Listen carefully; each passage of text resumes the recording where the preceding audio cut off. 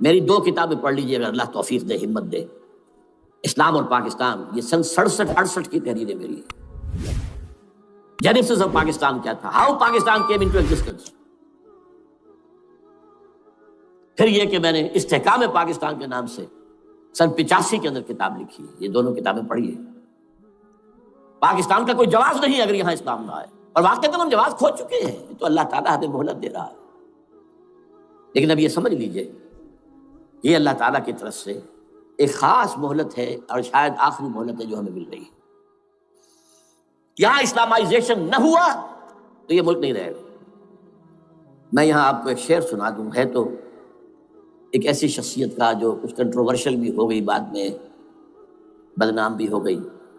ایک زمانے میں جماعت اسلامی کے بڑے مخلص کارکن تھے وہ، مولانا کوثر نیازی۔ انہوں نے ایک بڑا تلخ شعر کہا تھا، اسلام کو اگر تیری فضا راس نہ آئے، اے میرے وطن تجھ کو کوئی آگ لگائے۔ ہمیں اسلام چاہیے، اور اسلام نہیں آئے گا تو یہ ملک نہیں رہے گا۔ کوئی زرداری، کوئی نواز شریف اس ملک کی بقا کی ضمانت نہیں دے سکتا۔ اس کی بقا ہے اگر تو اسلامائزیشن نہیں۔ 61 سال کی ہماری بے وفائی اللہ کے ساتھ کیے ہوئے وعدے کی، اس کا ایک عذاب ادنا ہم جھیل چکے ہیں۔ 71 یاد کی، سن 71 پاکستان 2 لخت، 94,000 مسلمان پاکستانی بھارت کی قید میں بھیڑوں بکریوں کی طرح ہانک کر لے جائے گئے، ٹرکوں میں بھر بھر کر، جیسے کہ ڈیرہ غازی خان سے بھیڑیں بکریاں آتی ہیں لاہور میں ذبح ہونے کے لیے، کنسنٹریشن کیمپس میں۔ ہمارے ٹائیگر نامی جرنیل نے پیش کیا اپنا ریوالور، کتنے لوگ مارے گئے، کتنا فساد ہوا، مسلمان کے ہاتھوں مسلمانوں کا خون کتنا ہوا۔ یہ اللہ کا ایک خاص عذاب ہوتا ہے۔ میں نے وہ آیت آپ کو سنائی تھی، قل هو القادر على ان يبعث عليكم عذابا من فوقكم او من تحت ارجلكم۔ اے نبی سے کہہ دیجیے اللہ اس پر قدرت رکھتا ہے، جب چاہے تم پر کوئی عذاب اوپر سے بھیج دے، تمہاری زمین کے نیچے سے نکال دے۔ زلزلہ آیا تھا کہ نہیں؟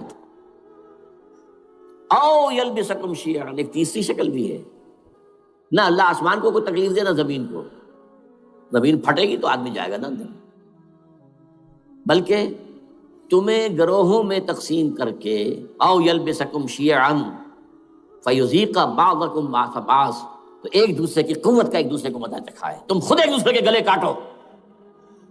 ہمیں کسی اور قوم کو تکلیف دینے کی ضرورت نہیں ہوگی، یہ کام ہمارے ساتھ ہو چکا ہے 1971 میں۔ بہرحال اب اس کے بعد بھی تاخیر تو ہماری جو کی تو ہے، اب ہم اس جگہ پر پہنچ گیا کہ شاید اب عذاب الاکبر آنے والا ہے۔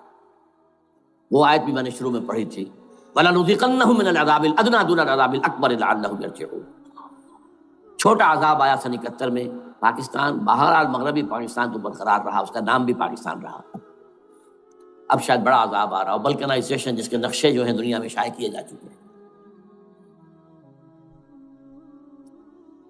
اور اس اسلامائزیشن کے لیے جو میں کہہ رہا ہوں کہ اس کے بغیر یہاں پاکستان نہیں رہے گا، اس کے لیے اس کی جو دستوری، تدریجی، قانونی، پرامن اگر راستہ اختیار نہ کیا گیا تو ملیٹنسی بڑھے گی، یہ رکنے والی نہیں ہے۔ یہ جو اوپر کا جو علاقہ ہے، ایک ٹرائنگل ہے جس کا نقشہ کھینچا ہے ایک بہت بڑے مصری ادیب اور مورخ نے، شکیب ارسلان ان کا نام تھا۔ انہوں نے کہا ہے کہ یہ پامیر، سطح مرتفع جو ہے پامیر، جسے روف آف دی ورلڈ کہا جاتا ہے، اس سے پہاڑوں کے سلسلے نکلتے ہیں، کوئی چین کی طرف چلا گیا، کوئی تبت کی طرف چلا گیا، جو قراقرم ادھر آ گیا پاکستان کی طرف، ہمالیہ آ گیا پاکستان انڈیا کی طرف، ادھر ہندو کش چلا گیا افغانستان میں۔ یہ سب جیسے کہ ایک جو پہیا ہوتا ہے، اس کے جو لگے ہوتے ہیں سپوکس جنہیں کہتے ہیں۔ اس نے کہا کہ ایک طرف ہمالیہ اور ایک طرف ہندو کش، اس کے درمیان میں جو قوم رہتی ہے، اب نوٹ کر لیجیے، یہ ہمالیہ کا اینڈ جو ہے مغربی، وہ کیا ہے، یہ نتیا گلی وغیرہ اسی کا حصہ ہے، اس کے بعد ختم، دریائے سندھ بہ رہا ہے، لیکن اوپر جا کر وہ ٹرن دیتا ہے رائٹ کو، تو پھر اب وہ قراقرم اور ہمالیہ کے درمیان جاتا ہے، یہاں تک کہ انڈیا سے جو اس کا داخلے کا راستہ آ جاتا ہے۔ لیکن یہ جو ہے یہ درمیانی راستہ، یہ اصل میں ہندو کش ادھر اور ہمالیہ ادھر، اس کے درمیان جو قوم آباد ہے۔ اور اس ٹرائنگل کا بیس ہے مالاکنڈ کا پہاڑ. مالاکنڈ ہمالیہ ہندو کش. اس ٹرائنگل میں جو قوم آباد ہے، شکیب ارسلان کہتا ہے اگر پوری دنیا میں اسلام کی نبضیں ڈوب جائیں تب بھی یہاں کے لوگوں میں اسلام کی نبض چلتی رہے. یہ وہ علاقہ ہے جہاں سے پاکستان کے طالبان کا آغاز ہوا، جہاں سے پرامن تحریک چلی تھی اس کا راستہ روک دیا گیا. اب وہ شدت پسندی پر آ گئے، اور یہ شدت پسندی بڑھے گی اگر آپ نے تشدد سے روکا. اگر امریکہ کے چمچے بنے رہے، اگر امریکی ایجنڈے ہی کو پورا کرتے رہے اور اپنے لوگوں کو مارتے رہے، تو جواب میں دریک چراغ حقیقت کو گل کیا تم نے تو موج دودھ سے صد آفتاب ابھریں گے. یہ اب جو آ رہے ہیں، کہاں سے آ رہے ہیں آپ کے یہ خودکش حملہ آور؟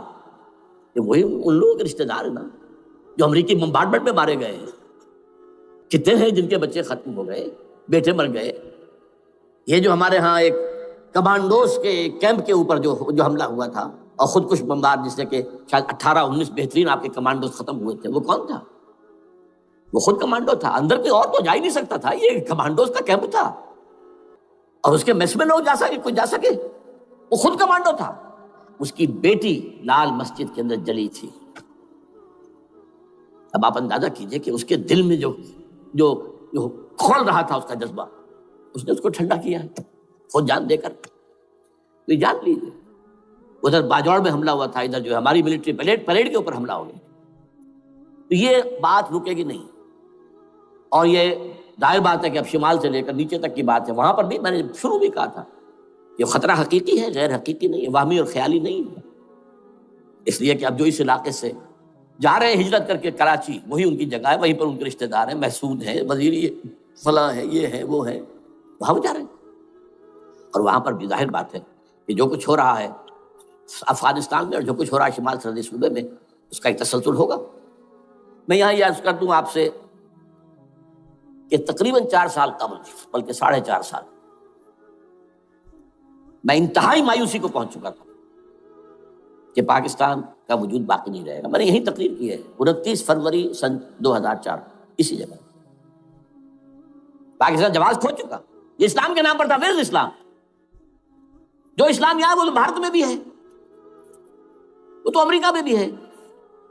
وہ کہاں ہے اسلام کا سیاسی نظام، اسلام کا تعزیراتی نظام، اسلام کا کرمنل لا، اسلام کا سول لا، اسلام کے فیملی لاز کہاں بنائے تھے اس شخص نے جو فیلڈ مارشل بنا تھا خود ساختہ، جو اس نے قوانین بنائے تھے؟ تمام علماء نے کہا تھا، تمام مکتب فکر کہ غلط ہے. تحریک کوئی نہیں اٹھائی، یہ ان کی غلطی تھی، کوتاہی تھی. جمہوریت کی تحریک میں شامل ہو گئے، اس پر کوئی تحریک نہیں چلائی. بہرحال وہ نظام کہاں ہے؟ وہ نظام تو قائم نہیں کیا. اس حوالے سے یہ اپنا جواز کھو چکا ہے. There's no rationale. raison d'être جسے کہتے ہیں فرینچ کے اندر، raison d'être کسی چیز کی ریزن، ریشنل آف ایگزسٹنس. اس کے بعد یہ ہے کہ پچھلے سال سے کچھ مایوسی میں کمی ہوئی.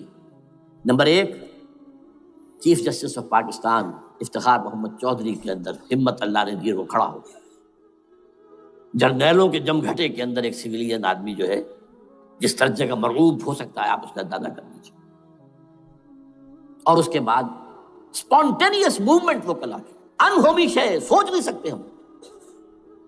یہ موومنٹ جو ہے یہ کوئی اسٹریٹ ارچنز کی چلائی ہوئی نہیں ہے، یہ ہمارے ہاں کے گاموں ماجوں کی نہیں ہے، بلکہ یہ تو پڑھے لکھے لوگ، وکیل، کالے کوٹ، کالی ٹائیاں، پینٹ، یہ جو سختیاں جھیلی ہیں انہوں نے. ابھی تک وہ تحریک چل رہی ہے. اگر اس سے ظاہر بات ہے وقت گزرنے کے ساتھ ساتھ اس کی وہ تیزی اور تندی میں تو کمی آئی اور حکومت کو موقع ملا ان کے اندر کوئی رفت پیدا کرنے کا بھی.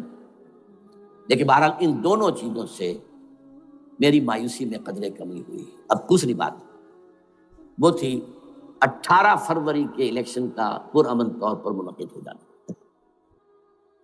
میں یہ سمجھتا تھا کہ جو اس کے اندر دخل اندازی ہے، رگنگ ہو ہی ہوئے. کیسے ممکن ہے پاکستان میں الیکشن ہو اور رگنگ نہ ہو؟ پھر تحریک چلے ہی چلے، کیونکہ تحریک تو چل رہی ہے پہلے سے، صرف اس کے اوپر تیل اور ڈالنا ہے نا. اور پھر بدامنی ہوئی ہو، اور پھر دونوں طرف گدھ بیٹھے ہوئے ہیں. The NATO forces in the west, Indian forces on the east, they will march into Pakistan. اور پاکستان کے ایٹمی دانت توڑ کر Pakistan will be put at the mercy of India, Bharat. Now do whatever you like. Condoleezza Rice کا میں آپ کو بیان سنا چکا ہوں. پاکستان کے مستقبل کا فیصلہ امریکہ اور بھارت بھی کرتا. بہرحال اب تیسری جو امید ہوئی ہے یہ کل پرسوں میں جو ہوئی ہے، کولیشن جو ہے یہ ناکام ہوتی نظر آ رہی تھی، لیکن یہ کہ صدر کے مواخذے پر یا صدر کے خلاف جو ایک کارروائی ہو رہی ہے، اللہ کرے کہ وہ پوری ہو جائے، یا اس سے بھی بہتر ہے کہ وہ خود ہی استعفیٰ دے کر دفع ہو جائے. بہرحال یہ کہ اس سے بھی کچھ امید کا پہلو جو ہے پیدا ہوتا ہے. اب یہاں اسلامائزیشن کا پرامن، تدریجی اور اسلام کا دستوری اور قانونی طریقہ کیا ہے؟ وہ طریقہ کیا ہے؟ 1949 اور 50 میں جو عمل شروع ہوا تھا، جو اس کے بعد سے آج تک جو ہے ختم ہو گیا، اس کو اثر دور شروع کیا جائے. دوڑ پیچھے کی طرف اے گردش ایام کی. 49 میں کیا ہوا تھا؟ قرارداد مقاصد. وہ گویا کہ پاکستان میں نظام خلافت کی جڑ تھی جو رکھ دی گئی تھی کہ sovereignty belongs to Allah and whatever authority we have, it's a sacred امانت. یہ تو اصل میں استعمال کی جائے گی یہ قوت کتاب و سنت کے دائرے کے اندر. this is خلافہ. in essence it is خلافہ. خلافت کی بنیاد رکھ دی گئی. اس سے پہلے 48 میں سن 47 کی ایک تقریر کی وجہ سے جو غلط فہمی پیدا ہوئی تھی قائد اعظم کی 11 اگست کی، اس کا انہوں نے کراچی کی ہائی کورٹ بار ایسوسیشن میں جا کے کہہ دیا تھا. کچھ لوگ شرارت کے ساتھ یہ پروپیگنڈا کر رہے ہیں کہ پاکستان میں دستور شریعت پر مبنی نہیں ہوگا، یہ فتنہ ہے، غلط کہہ رہے ہیں. نفی کر دی تھی. اب یہ دوسری بات ہے کہ اندھوں کے اندھے جو ہیں وہ اس 11 اگست کی تقریر کو لیے پھرتے ہیں اس کے ایک جملے کو، اور یہ اتنی کھلی بات جو کی شریعت کا لفظ. شریعت، پاکستان کا دستور جو سمجھتا ہے کہ شریعت پر نہیں مبنی ہوگا وہ غلط کہتا ہے، وہ شریر ہے، شرارت پیدا کر رہا. یہ قائد اعظم کے الفاظ. بہرحال اس کے بعد ایک عمل کیا ہوا تھا سن 50 میں، یہاں کے سیکولر عناصر نے ایک بڑا شور مچایا، کس کا اسلام لاؤ گے؟ شیعہ کا، سنی کا، دیوبندی کا، بریلوی کا، وہابی کا، کس کا اسلام؟ اللہ تعالیٰ غریق رحمت کرے ان بزرگوں کو. پاکستان کے تمام مذہبی مکاتب فکر کی ٹاپ کی قیادت جمع ہوئے کراچی میں. شیعہ بھی، اہل حدیث بھی، بریلوی بھی، دیوبندی بھی. 31 علماء، جماعت اسلامی بھی، مولانا مودودی بھی اس میں تھے. انہوں نے 22 پرنسپلز ایگریڈ اپون، دستور بنانے کے لیے 22 پرنسپلز ہیں، حاضر بناؤ دستور. اب کوئی دلیل نہیں رہی، کوئی عذر نہیں رہا. تمام مکاتب فکر کے لوگ جمع. بعد میں ہوا کیا ہے، اس میں کس کا کتنا رول ہے، یہ بڑی درد بھری داستان ہے، میں اس وجہ کو چھیڑنا نہیں چاہتا. حاصل کیا ہے، وہاں سے ہمارا پروسیس ڈیریل ہوا، کچھ اپنوں کے کیے، کچھ بیرونی دباؤ کے تحت. قرارداد مقاصد کی سزا دی گئی لیاقت علی خان کو، تم نے پاس کرائی ہے. اسے ایسے قتل کیا گیا کہ سراغ تک نہیں ملا کہ کس نے قتل کیا. یہ ایسے تو نہیں ہوتا، اس سے پیچھے بڑے بڑے کریکٹرز، بڑے بڑے کردار. اب اس کے بعد وہ عمل کیسے شروع ہو؟ ضیاء الحق نے جو ایک ادارہ قائم کیا تھا فیڈرل شریعت کورٹ، اصولی اعتبار سے بہترین قدم. وہ کیا تھا؟ یہ شریعت کورٹ ہے، اس میں کوئی شخص لائے پیٹیشن کہ پاکستان کا فلاں قانون جو ہے میں ثابت کرتا ہوں کتاب و سنت کے منافی ہے، یا کورٹ سو موٹے لے لے کسی بھی معاملے کو، ایگزسٹنگ جو قوانین ہیں ان کا جائزہ لے کہ اس میں یہ پورا قانون یا اس کی یہ شق جو ہے یہ خلاف شریعت ہے. اس پر آرگومنٹ ہو، دونوں طرف کے دلائل ہوں، علماء بھی آئیں، وکلاء بھی آئیں، بحث کریں. شریعت کورٹ کا تو میدان ہوتا کھلا. بالآخر اگر کورٹ فیصلہ دے دے کہ ہاں یہ ایگزسٹنگ قانون یا جو قانون قابل زیر غور ہے بننے جا رہا ہے یہ خلاف شریعت ہے یا جزون شریعت کے خلاف ہے، تو وہ اسے کینسل کر دے گا اور کہہ دے گی کورٹ کہ اگر یہ مرکزی معاملہ ہے تو مرکزی حکومت، صوبائی معاملہ تو صوبائی حکومت اتنی مدت میں 3 4 6 مہینے کے اندر اندر اس کی آلٹرنیٹ لیجسلیشن کر لے. جیسے ہی مہلت ختم ہوگی یہ قانون ڈیفنکٹ ہو جائے گا. اصولی اعتبار سے اس سے زیادہ صحیح اسکیم کوئی نہیں سوچ سکتا. آج بھی میں قائل ہوں، لیکن یہ بدبختی تھی اس شخص کی، ضیاء الحق کی،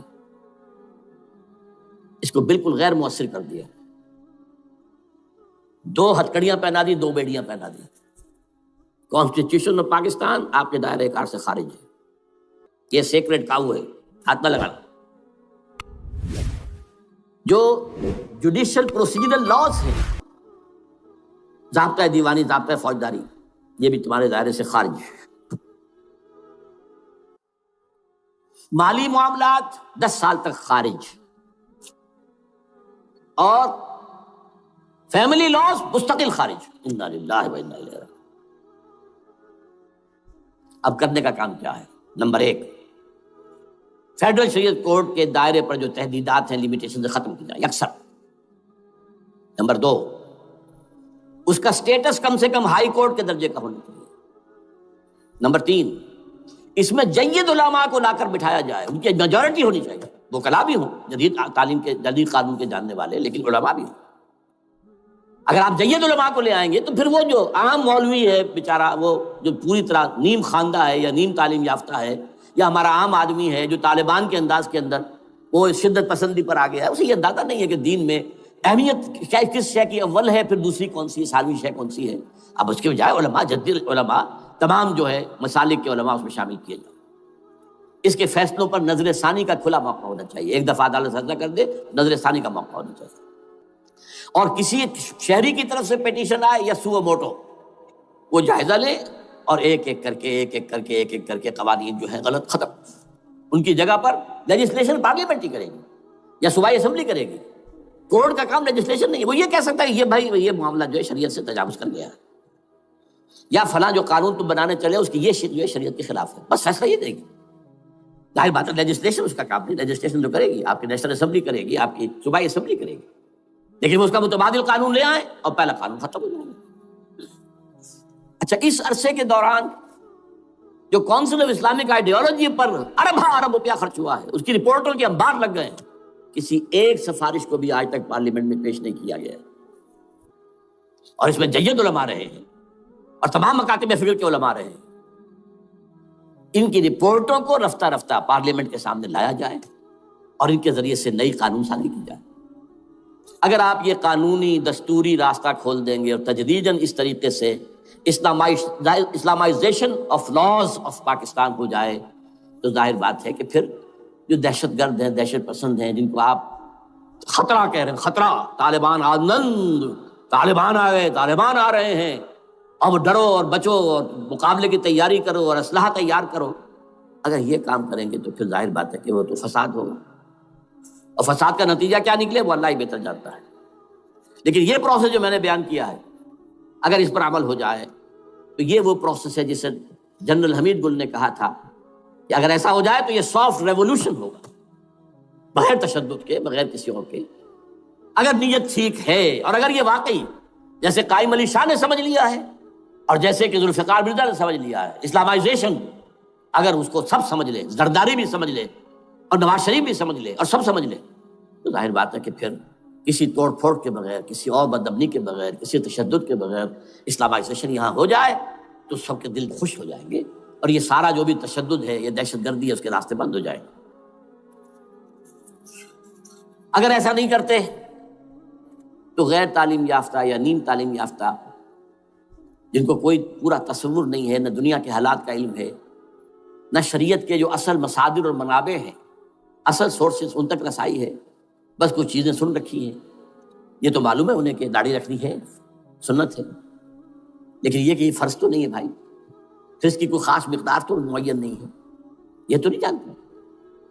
ویڈیوز ہیں، آڈیوز ہیں، ان میں گانے ہیں، اس میں آپ کو معلوم ہے کہ عریانیت ہے، جو بھی ویڈیوز ہیں، اور وہ تو ان کو جلائیں گے ان کی دکانوں میں. آپ تعلیم دے رہے ہیں لڑکیوں کو، وہ جانتے ہیں جو تعلیم آپ دینا چاہتے ہیں. آپ تو ڈانس کی تعلیم کو بھی وہاں پر نافذ کر رہے ہیں. آپ نے تو تعلیم کا شعبہ ہی دے دیا اسماعیلیوں کے ہاتھ میں، لہٰذا ان کا تو رد عمل ہوگا، ہوئے.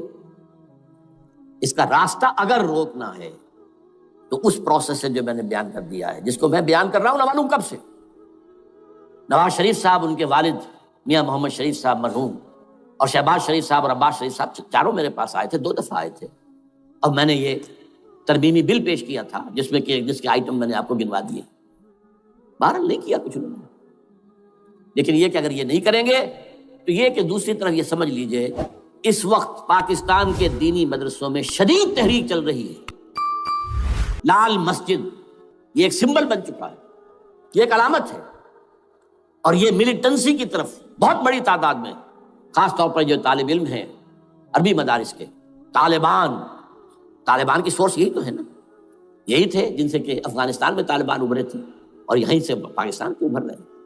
ان کے اندر شدید لہر ہے، اور کوئی بہت بڑا فساد ہو گیا اگر خدا نہ خواستہ تو that will be the end of Pakistan. اس سے بچنا ہے تو وہ راستہ اختیار کریں جو میں نے بیان کر دیا ہے، جو میں سال ہر سال سے بیان کر رہا ہوں۔ دستور کا ترمیمی بل بنا کر دیا ہے، اسے عام بھی کیا ہے۔ البتہ اس عرصے میں ظاہر بات ہے کہ ہم کیا کریں گے، ہمارا کوئی پروگرام کسی ملیٹنسی کی طرف جانے کا نہیں ہے، ہم اسے مفید نہیں سمجھتے بلکہ مضر سمجھتے ہیں، یہ کاؤنٹر پروڈکٹیو ہے۔ ہمارے سامنے پروگرام کیا ہے؟ سے نکاتی پروگرام، بڑے پیمانے پر دعوت ایمان بذریعہ قرآن، نمبر 1۔ میری تمام سرگزشت کھوئے ہوئوں کو جستجو، میری سرگزشت جو ہے 50 سال سے اسی میں ہے، قرآن کا پڑھنا، پڑھانا، سیکھنا، سکھانا، عام کرنا، اور الحمدللہ ایک بڑی ٹیم تیار کر دی ہے میں نے اللہ کے فضل سے، جو یہ کام کر رہی ہے۔ دعوت ایمان بذریعہ قرآن، اور جو ایمان واقعتاً لے آئیں، جس کا ثبوت ہوگا شریعت پر عمل، جس چیز پر عمل کیا جا سکتا اور نہیں کرتے تو آپ مجرم۔ ہاں ظاہر بات ہے اس سے ایک حصہ ایسا ہے جس پر آپ عمل نہیں کر سکتے جب تک کہ نظام نہ بدل جائے، چور کا ہاتھ میں نہیں کاٹ سکتا، آپ نہیں کاٹ سکتے، لیکن جتنے پر عمل ممکن ہے اس پر عمل، ایسے لوگوں کو آرگنائز کیا جائے۔ بیعت کا نظام، مسنون نظام، قرآن میں معصور، مسنون، منصوص، یہ سارا نظام اس کی بنیاد ایک آدمی کا، وہ آدمی کہے کہ بڑھو تو بڑھو، وہ کہے کہ رک جاؤ تو رک جاؤ۔ نمبر 3، ان لوگوں کا تزکیہ، اور میں بتا چکا ہوں تزکیہ اور تربیت۔ تزکیہ کس بات کی؟ کوئی امنگ، کوئی ولولہ، کوئی مقصد، کوئی تمنا دل میں نہ رہے سوائے اللہ کی رضا کی۔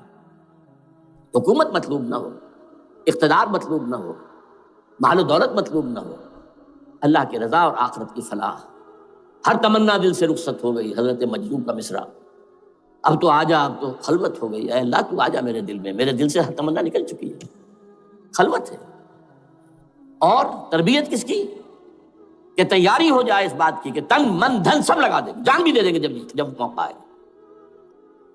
چوتھا کیا کہ جب تک یہ تعداد کافی نہ ہو، یہ نہیں ہے کہ 150 آدمی لے کر کسی ایک جگہ پر کسی لال مسجد کو ہم مرکز بنا کر بیٹھ جائیں، نعرہ لگا دیں، ملک گیر جماعت، اور وہ بھی معتدل تعداد پہ، وہ جب تک نہیں ہوتی تو ہم یہی 3 کام کریں گے۔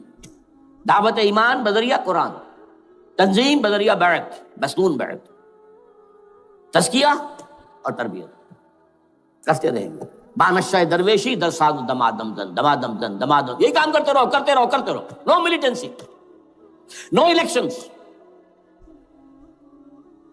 لیکن جب تعداد کافی ہو گئی تو ایک منظم اور پرامن مطالباتی اور احتجاجی تحریک، توڑ پھوڑ نہیں، گھراؤ جلاؤ نہیں، جیسے گاندھی نے شروع کی تھی، نمک بناؤ تحریک، سول ڈس اوبیڈینس، لیکن کسی نے کوئی توڑ پھوڑ نہیں کی تھی۔ اپنے سر ان کے پھوٹے ہیں بڑے سے بڑے لیڈروں کے، مولانا ابوالکلام آزاد اور پنڈت جواہر لال نہرو کے سر پھٹے ہیں، ہزار لوگ جیلوں میں گئے، انہوں نے کسی کو کچھ نہیں کہا۔ اسی کا نقشہ ایرانیوں نے دکھایا، 20,000 سے لے کر 30,000 تک جانیں دے دی، ہتھیار نہیں اٹھائے، اس لیے کہ ہتھیار بھی استعمال کرو گے تو اوپر جو حکومتیں ہیں ان کے پاس تو بے تحاشا فوج ہے، ان کے پاس ٹینک ہے، ان کے پاس ہوائی جہاز ہیں، ہیلی کاپٹرز ہیں، گن سے بھرے ہیلی کاپٹرز ہیں، کیا نہیں ہے۔ پرامن منظم مطالباتی اور احتجاجی تحریک۔ اللہ کرے کہ ہمیں اس کے لیے جو مہلت درکار ہے وہ مل جائے، ہمیں معلوم نہیں کہ کہیں وہ مہلت ختم ہی نہ ہو رہی ہو، لیکن اگر ہم آخری سانس تک اس کام میں لگے رہیں گے تو انشاءاللہ اللہ تعالیٰ کے ہاں ہم معذور قرار پائیں گے۔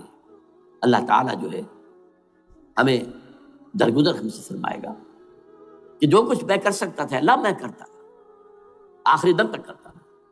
اگر یہ ہے تو اپنی تو کامیابی ہے، باقی کیا ہوتا ہے ملک کا میں کچھ نہیں کہہ سکتا، اللہ بہتر جانے۔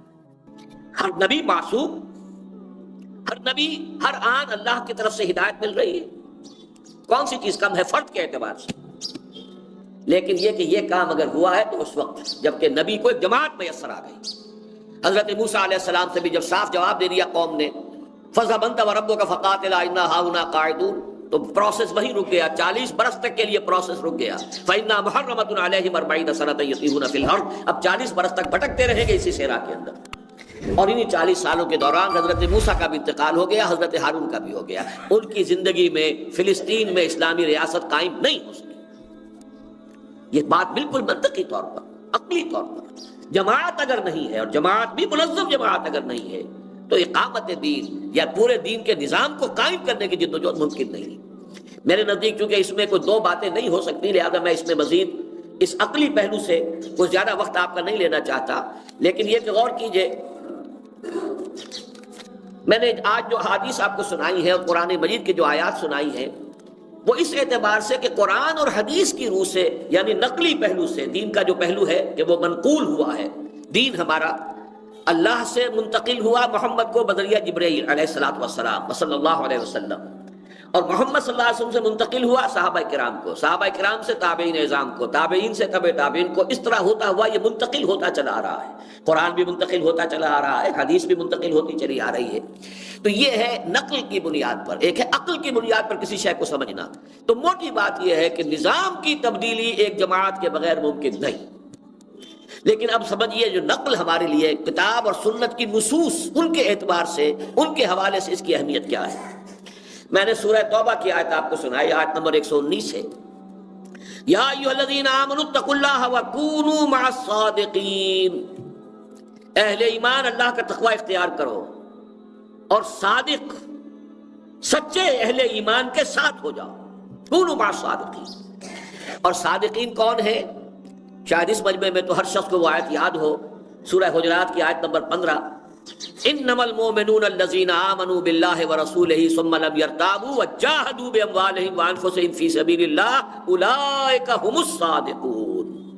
مومن تو بس صرف وہ ہیں جو ایمان لائے اللہ پر اور اس کے رسول پر، پھر شک میں ہرگز نہیں پڑے، اور جہاد کیا انہوں نے اور کھپا دیا اس میں اپنی جانیں بھی اور مال بھی اللہ کے راہ میں. حقیقت میں یہی لوگ سچے ہیں. ایسے لوگوں کے ساتھ شامل ہونا اس کا حکم ہے جو آیت نمبر 119 میں سورہ توبہ کی اللہ تعالیٰ کی طرف سے میں آپ کو سنا رہا ہوں. یا ایھا الذین آمنوا اتقوا اللہ وکونوا مع الصادقین. سورہ مجادلہ میں کچھ اوصاف بیان کیے گئے اور اس کے بعد پھر فرمایا گیا اولئک حزب اللہ، وہ اللہ کی پارٹی ہے، اللہ کی پارٹی. الا ان حزب اللہ ھم المفلحون. آگاہ ہو جاؤ کہ فلاح پانے والے تو وہی ہوں گے جو حزب اللہ میں شامل ہیں. حقیقی فلاح، فلاح حقیقی کے مستحق وہی ہوں گے جو اس حزب اللہ میں شامل ہیں. سورہ مائدہ کی آیت کا ایک ٹکڑا میں نے سنایا، فَإِنَّ حِزْبَ اللَّهِ هُمُ الْغَالِبُونَ. اللہ کی جماعت، اللہ کی پارٹی ہی غالب آ کر رہے گی. ہم مغلوب کیوں ہیں آج؟ کیوں ذلیل کے کل تک نہ تھی پسند گستاخی فرشتہ ہماری جناب میں؟ ہماری پالیسیاں کہیں اور کیوں طے ہوتی ہیں؟ کیوں کہا جا رہا ہے؟ ماروین صاحب جو پروفیسر ہے یونیورسٹی آف الینوائے کے، انہوں نے یہ راز فاش کیا ہے کہ افغانستان میں ایک ایسی حکومت بنانے کا امریکہ نے فیصلہ کر لیا ہے اور پاکستان اس میں رکاوٹ نہیں بن سکتا، اس لیے کہ پاکستان کو دبانے کے لیے یہ IMF اور ورلڈ بینک موجود ہیں، جو چابی چاہیں پھیر دیں، جو چاہیں بنوا لیں. بہرحال اس پہلو سے بھی ایک بات اچھی آئی ہے، وہ آخر میں اگر مجھے موقع ملا میں بعد میں عرض کروں گا. لیکن اس وقت میں آپ کو بتا رہا ہوں کہ یہ جو صورتحال ہے، پارٹی اللہ کی اگر نہیں ہوگی تو یہ کام ہم نہیں کر سکتے، ورنہ وہی حالت ہوگی کہ ہماری پالیسیز، ہماری قسمتوں کے فیصلے کوئی اور کریں گے. اس حوالے سے دیکھیے احادیث. ابھی قرآن مجید کی ایک آیت اور نوٹ کیجئے، سورۃ الصف آیت نمبر 4، ان اللہ یحب الذین یقاتلون فی سبیلہ صفا کانہم بنیان مرصوص. اللہ تعالیٰ کو تو محبوب ہے اپنے وہ بندے، وہ صاحب ایمان لوگ جو اللہ کی راہ میں جنگ کرتے ہیں ایسی صفیں بنا کر گویا کہ سیسا پلائی ہوئی دیوار، بنیان مرصوص. نہ صرف جماعت بھی ایسی مضبوط، ایسے ڈسپلن والی کہ جیسے جس کو آپ آج کل کہتے ہیں ری انفورس کانکریٹ RCC کی، اسی طریقے سے بنیان مرصوص ہوتی تھی کہ وہ دیوار بنا کر اور پھر اس کے درزوں کو پر کرتے تھے. وہ جو سیسا پلائی ہوئی دیوار، سیسا جو ہے اس کو میلٹ کر کے اسے پگھلا کر پھر اس کی دردوں کے اندر ڈال دیا جاتا تھا تاکہ وہ مضبوط دیوار ہو جائے۔ یہ میں نے 4 آیات آپ کو سنائی، پھر نوٹ کر لیجئے۔ یا ایھا الذین آمنوا اتقوا اللہ وکونوا مع الصادقین، اولئک حزب اللہ الا ان حزب اللہ هم المفلحون فإن حزب اللہ هم الغالبون ان اللہ يحب الذین یقاتلون فی سبیلہ صفا کأنہم بنیان مرصوص۔ صدق اللہ العظیم۔ اب احادیث نوٹ کیجئے۔ حضرت عمر سے رضی اللہ تعالی عنہ، اور امام ترمذی نے یہ روایت جو ہے نقل کی ہے کہ حضور نے فرمایا علیکم بالجماعہ، مسلمانوں تم پر لازم ہے جماعت کی حیثیت میں رہنا، وَإِيَّاكُمْ وَالْفُرْقَةَ، اور دیکھو علیحدہ رہنے سے بچو۔ فَإِنَّ الشَّيْطَانَ مَعَ الْوَاحِدِ، اکیلے کے ساتھ شیطان آ کر لگ جاتا ہے، وَهُوَ مِنَ الْاثْنَيْنِ أَبْعَدُ، 2 سے وہ دور ہو جاتا ہے۔ ایک اکیلا، 2 11، اکیلا وہ واحد ہے۔ فَإِنَّ الشَّيْطَانَ مَعَ الْوَاحِدِ، یہ ہے وہ بات جو کہی ہے محمد رسول اللہ صلی اللہ علیہ وسلم، فَإِنَّ الشَّيْطَانَ مَعَ الْوَاحِدِ وَهُوَ مِنَ الْاثْنَيْنِ أَبْعَدُ، 2 بھی ہو جائیں گے۔ آپ کو معلوم ہے 2 سے بھی ایک جماعت ہو جاتی ہے، ایک امام اور ایک مقتدی، ایک امیر ایک مامور، جماعت ہو جائے گی۔ تو فرمایا کہ 2 سے وہ دور ہو جاتا ہے۔ حضرت عبداللہ ابن عمر رضی اللہ تعالی عنہما سے امام ترمذی نے روایت کیا ہے، ید اللہ علی الجماعہ، اللہ کی تائید، اللہ کی نصرت، اللہ کی مدد جماعت کے ساتھ ہے۔ تیسری حدیث وہ ہے جو بہت مرتبہ میں نے آپ کو سنائی ہے اور جامع ترین حدیث اس موضوع پر وہی ہے، حضرت حارث اشعری رضی اللہ تعالی عنہ سے، اور یہ مسند احمد ابن حنبل میں بھی ہے، جامع ترمذی میں بھی ہے رحمہ اللہ۔ حضور نے فرمایا انی آمرکم بخمس، مسلمانوں میں تمہیں 5 باتوں کا حکم دے کر جا رہا ہوں، اللہ امرنی بہن، اور یہ اپنی طرف سے نہیں دے رہا، اللہ نے مجھے اس کا حکم دیا۔ وہ 5 چیزیں کیا ہیں؟ بالجماعت والسمع والطاعت والہجرت والجہاد فی سبیل اللہ، جماعت کی شکل میں رہو، اور جماعت بھی کیسی؟ سمع و طاعت، سنو اور اطاعت، disciplined organisation, there's not to reason why, there's but to do and die۔ اور یہ جماعت ہوگی جو ہجرت اور جہاد کے مراحل سے گزرے گی تو اللہ کا دین غالب ہوگا۔ اور آخری حدیث تو اس کو بھی کہیں گے اگرچہ یہ حدیث موقوف کہلاتی ہے، حضرت عمر کا قول ہے رضی اللہ تعالی عنہ، کیونکہ صحابی رسول کا قول ہے، اسے اثر کہتے ہیں، جو رسول کا قول ہے وہ خبر کہلاتا ہے، حدیث رسول خبر ہے، یہ حدیث صحابی ہے، اس کو اثر کہتے ہیں، لیکن یہ بھی حدیث ہی شمار کی جاتی ہے، لیکن موقوف ہے۔ لا اسلام الا بالجماعہ ولا جماعہ الا بالامارہ ولا امارہ الا بالسماعہ ولا سماع الا بالاطاعہ، یعنی وہی چیزیں، کوئی اسلام نہیں ہے جب تک کہ جماعت کی شکل نہیں، کوئی جماعت نہیں جب تک کہ امیر نہ ہو۔ آپ یہ سمجھے، لوگ کچھ کہہ دیتے ہیں پوری دنیا کے مسلمان ایک جماعت ہے، تو ان کا امیر بتائیے کون ہے؟ اگر امیر نہیں ہے تو جماعت نہیں ہے۔ یہ تو آپ کہہ سکتے ہیں، تھیوریٹیکلی کہہ سکتے ہیں کہ ایک امت ہے، ایک ملت ہے، بھائی بھائی ہے، اگرچہ وہ بھائی بھائی بھی کہاں ہے، یہ تمام باتیں کہنے کی ہیں، حقیقت میں تو ہر پہلو سے ہم دیکھیں گے تو معاملہ جو ہے نہایت ہی تباہ کل نظر آ رہا ہے۔ لیکن فرض کیجئے اس حدیث کی روح سے مان لیجئے ایک جماعت، تو امیر کون ہے ان کا؟ لا اسلام الا بالجماعہ ولا جماعہ الا بالامارہ، ایک امیر نہیں تو جماعت کیسے ہو گئی؟ ولا امارہ الا بالسماع، اور امارت کا فائدہ کیا ہوا اگر اس کا حکم نہیں سن رہے؟ اور سننے کے لیے ظاہر بات ہے کہ آپ کو اپنے آپ کو اٹیچ رکھنا پڑے گا، جو بھی کمیونیکیشن چینلز ہیں، تاکہ امیر کا حکم آپ تک پہنچ جائے۔ آپ نے اپنا ٹی وی سیٹ جو ہے وہ آف کیا ہوا ہے، آپ نے اپنا وائرلیس ریسیور جو ہے وہ آف کیا ہوا، تو کیسے پہنچ جائے گی بات؟ جماعت کے ساتھ ہو کر امیر کا حکم آپ تک پہنچے، وہ جو جماعت کے چینلز ہیں، کمیونیکیشن چینلز ہیں، جماعت کے اجتماعات ہو رہے ہیں، جماعت کے مطبوعات ہیں، جماعت کے سرکولرز آ رہے ہیں، ان سب کے ساتھ اگر مسلسل کانٹیکٹ نہیں ہے، پیوستہ رہ شجر سے امید بہار رکھ، درخت کا پتا اگر درخت سے جڑا ہوا ہے تو آپ کو معلوم ہے کہ جڑ کے ذریعے سے جو غذا زمین سے آ رہی ہے وہ پتے تک پہنچ رہی ہے، لیکن پتا اگر ایک دفعہ درخت سے علیحدہ ہو گیا تو اب اس کا کوئی حیثیت نہیں۔ تو لا اسلام الا بالجماعہ ولا جماعہ الا بالامارہ ولا امارہ الا بالسماع ولا سماع الا بالاطاعہ، اور سننے کا حاصل کیا اگر اطاعت نہیں؟ چاروں چیزیں جو ہیں بالکل منطقی طور پر جڑی ہوئی حضرت عمر رضی اللہ تعالیٰ عنہ نے واضح کر دی، اور گمان غالب یہ ہے اسی وجہ سے اس کو حدیث شمار کیا جاتا ہے کہ کوئی صحابی رسول کوئی اتنی بڑی بات نہیں کہہ سکتے اپنی طرف سے جب تک کہ وہ بات انہوں نے حضور سے نہ سنی ہو. صرف یہ ہے کہ اس کا تذکرہ نہیں کیا جا رہا، اس کا حوالہ نہیں دیا گیا ہے، اسی لیے حدیث میں شامل کیا جاتا ہے آثار کو بھی اخبار کے ساتھ ساتھ. یہ ہے اس جماعت کا معاملہ کہ جو عقلاً نقلاً لازم ہے. جیسا کہ میں عرض کر چکا ہوں اپنی تمام گفتگو میں جن کا میں نے حوالہ دیا ہے آج شروع میں، میرے نزدیک کسی بھی جماعت میں انسان شامل ہو جائے. ایک عذر ہمارے لوگ یہ پیش کرتے ہیں کیا کریں اتنی جماعتیں، فلاں جماعت یہ کہتی ہے، فلاں یہ کہتی ہے، فلاں یہ کہتی ہے، فلاں یہ کہتی ہے، ہم کیا کریں. میں نے ان تمام تقاریر میں ایک بات کہی ہے، اسی کو دہرا رہا ہوں. اس کی وجہ سے آپ بری ذمہ نہیں ہو جاتے. آپ نہیں کہہ سکتے علاج کہاں سے کراؤں، فلاں بھی ڈاکٹر ہے، فلاں بھی ڈاکٹر ہے، فلاں بھی ڈاکٹر ہے، فلاں یہ ہے، فلاں وہ ہے. کوئی آپ نے کبھی سوچا کہ میں علاج کیوں کراؤں؟ جوتا خریدنے میں کبھی نہیں سوچتے کہ جوتا کیوں خریدوں، پتہ نہیں وہاں پہ کون سی دکان ہے اچھا ملتا ہو، کہیں اس کے تلووں کے اندر گدا ہی نہ ہو، کچھ اور نہ ہو، تو لہذا ننگے پیر چلیں گے. کوئی شخص نہیں، جو اندہ یا بندہ. ہر شخص طے کر لے کہ مجھے تلاش کرنا ہے اور جو جماعت آج مل جائے گی اس میں شریک ہو جاؤں، اور اس کے ساتھ مزید غور و فکر کو جاری رکھے. جماعتی زندگی کا ایک فتنہ یہ ہوتا ہے تعصب اور عصبیت، کہ چاہے اس سے بہتر جماعت نظر آ رہی ہو لیکن نہیں، میری جماعت، میری تاریخ، میری دوستی، مودۃ بینکم فی الحیات الدنیا.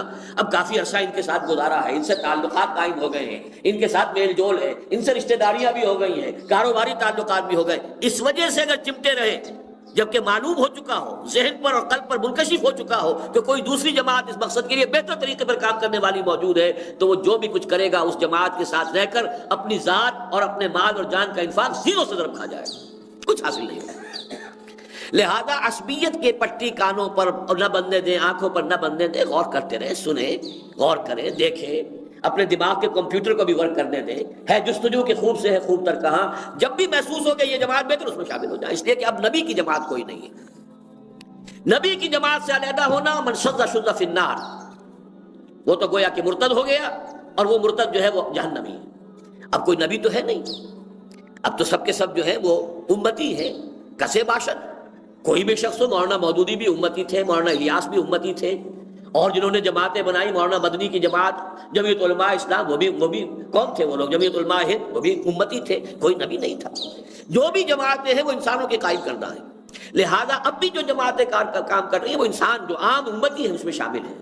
اننی من المسلمین ومن احسن قولا ممن دعا الی اللہ وعمل صالحا وقال اننی من المسلمین. یہ تو اس کا لازمی جز ہے، ہم بھی مسلمانوں میں سے ہیں، ہم ان سے علیحدہ کوئی شے نہیں ہے.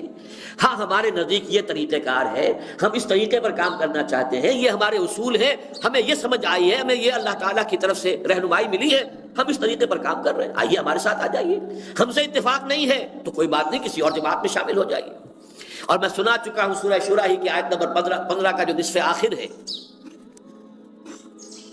بہت ہی عمدگی کے ساتھ لنا اعمالنا ولکم اعمالکم اللہ ربنا وربکم. دیکھیے تمام جماعتیں جو دین کے لیے کام کر رہی ہیں ان کو آپس میں ایک دوسرے کے ساتھ کیا انداز اختیار کرنا چاہیے. اللہ ربنا وربکم، اللہ ہمارا بھی رب ہے، تمہارا بھی رب ہے. لنا اعمالنا ولکم اعمالکم، ہم جو عمل کر رہے ہیں وہ صحیح ہے غلط ہے، بہرحال اس کا نتیجہ ہم بھگتیں گے، جزا ملے گی تو ہمیں، سزا ملے گی تو ہمیں، اور آپ جو عمل کر رہے ہیں اس کا جو بھی نتیجہ نکلے گا وہ آپ کے لیے ہوگا. لا حجت بیننا و بینکم، ہمارے آپس میں حجت بازی، دلیل بازی، بحث نزاع اس کی کوئی ضرورت نہیں. اللہ یجمع بیننا، اللہ تعالیٰ ہمیں جمع کر دے گا. اور اس کی حکمت کیا ہے، اس کی اصل بنیاد کیا ہے کہ اگر آپ ایک ہی مرکز کی طرف بڑھ رہے ہیں تو چاہے مختلف سمتوں سے آ رہے ہیں، مختلف راستوں سے آ رہے ہیں، اگر سب جانا چاہتے ہیں فیصلہ آباد کے گھنٹہ گھر کو، وہ چاہے کسی بازار سے چلے جائیں، گھنٹہ گھر آگے آ جائے گا. سب لوگ جو چلتے ہیں، ہزاروں قافلے چلتے ہیں، مینا سے چلتے ہیں 9 ذی الحجہ کو، اور وہ سب کے سب پہنچ رہے ہوتے ہیں، کنورج کرتے ہیں عرفات پر. لہذا جتنے بھی قافلے چل رہے ہیں اگر اللہ کے دین کے لیے چل رہے ہیں تو وہ کنورج کریں گے. اللہ یجمع بیننا، آج نہیں تو کل ہم جمع ہو جائیں گے. اور اگر بالفرض محال جمع ہونا نصیب نہ ہوا اس دنیا میں تو ایک دن تو آنا ہے جہاں ہم سب کھڑے ہوں گے اللہ کے سامنے. وَإِلَيْهِ الْمَصِيرُ، لوٹنا تو اسی کی طرف ہے نا، وہاں تو سب کے سب کھڑے ہوں گے. لہذا اس آیت کو پھر سن لیجئے اللہ ربنا وربکم لنا اعمالنا ولکم اعمالکم لا حجۃ بیننا وبینکم اللہ یجمع بیننا والیہ المصیر۔ اب آج کی میری گفتگو جو ہے وہ اس میں ایک قدم آگے ہے۔ جماعت کوئی سی بھی ہو آپ اس میں شامل ہو جائے، کوئی شخص بھی اس سے خالی نہ رہے، یہ تو ہے میری گفتگو کا مرکزی مضمون جو 5 مرتبہ میں دہرا چکا ہوں۔ اب آج میں یہ چاہتا ہوں کہ آپ کے سامنے اپنا مطالعہ، حاصل مطالعہ جماعت کیسی ہونی چاہیے، تاکہ اس تلاش میں مدد آپ کو مل سکے، اس پر بھی غور کیجئے۔ میری ساری باتیں جو ہے قابل قبول ہوں تو قبول کیجئے، اگر ان میں سے کوئی شے آپ کو نظر آئے کہ نہیں یہ صحیح نہیں، اسے رد کر دیجئے۔ میرے نزدیک 4 لوازم ہیں کہ اس جماعت میں ہونے چاہیے اور آپ کو تلاش کرتے ہوئے ان کو پیش نظر رکھنا چاہیے۔ ہم نہ فرشتے کو پکار سکتے ہیں اور نہ کسی ولی اللہ کو پکار سکتے، پکارو اللہ کو۔ قال ربکم ادعونی استجب لکم ان الذین یستکبرون عن عبادتی سیدخلون جہنم داخرین۔ تمہارا رب کہتا ہے مجھے پکارو، مجھ سے مانگو، میں تمہیں دوں گا، تمہاری دعا سنوں گا، قبول کروں گا۔ اور جو بربنائے تکبر مجھ سے نہیں مانگتے وہ جہنم میں داخل ہوں گے، ذلیل و خوار ہو کر۔ حضور نے ایک بات مجھے متن یاد نہیں ہے، بہت پیاری فرمائی، دیکھو انسانوں سے تم مانگتے ہو کچھ تو ایک دفعہ تو اس کے ماتھے پر، تیوری پر بل پڑ ہی جاتا ہے، یہ کیوں میرے سامنے ہاتھ سوال کیا، کیوں مجھے سے مانگ رہا ہے، چلیے بعد میں کچھ وہ دے ہی دے، لیکن ناگوار گزرتا ہے۔ ارے اس سے مانگو جو کہتا ہے کہ مجھ سے مانگو اور میں دوں گا، وہ نہ مانگنے پہ ناراض ہے، اس سے نہیں مانگتے۔ رات کے آخری ساعتوں میں، یا جسے آپ کہتے ہیں the small hours of the morning، حدیث میں آتا اللہ نزول جلال فرماتے، جس کو ہم نہیں جانتے کیسے نزول ہوتا، ذات باری تعالیٰ اس کے متعلقات کے بارے میں جو بات آگے قرآن میں حدیث میں وہ ہم مانتے ہیں، کیسا یہ ہم نہیں جانتے، اس کا ہاتھ ہے کیسا ہم نہیں جانتے، اس کا چہرہ ہے کیسا ہم نہیں جانتے، اس کی ساق ہے، اس کی پنڈری ہے کیسی ہم نہیں جانتے، وہ سنتا ہے کیسے سنتا ہے ہم نہیں جانتے، کیا اس کے کان ہے، کیا اسے بھی ساؤنڈ ویوز کی ضرورت ہے سننے کے لیے، وہ دیکھتا ہے کیسے دیکھتا ہم نہیں جانتا، وہ اترتا ہے کیسے اترتا ہم نہیں جانتا، جو قرآن میں آ گیا حدیث میں آ گیا مان لیجئے بس، باقی یہ متشابہات میں سے ہے، اس کی کھود کرید میں پڑھو گے تو فتنے میں مبتلا ہو جاؤ گے، ابتغاء الفتنۃ وابتغاء تاویلہ۔ لہذا حدیث میں آتا ہے کہ رات کے آخری ساعتوں میں اللہ سمائے دنیا تک نزول فرماتے ہیں، اور پھر ندا لگتی ہے هل من سائل فاعطیہ، ہے کوئی سوال کرنے والا، مانگنے والا کہ میں اسے دوں، هل من مستغفر فاغفر له، ہے کوئی گناہوں کی معافی چاہنے والا کہ میں اسے معاف کر دوں۔ ہم انٹا غفیر سو رہے، ہم تو مائل بکرم ہے، کوئی سائل ہی نہیں۔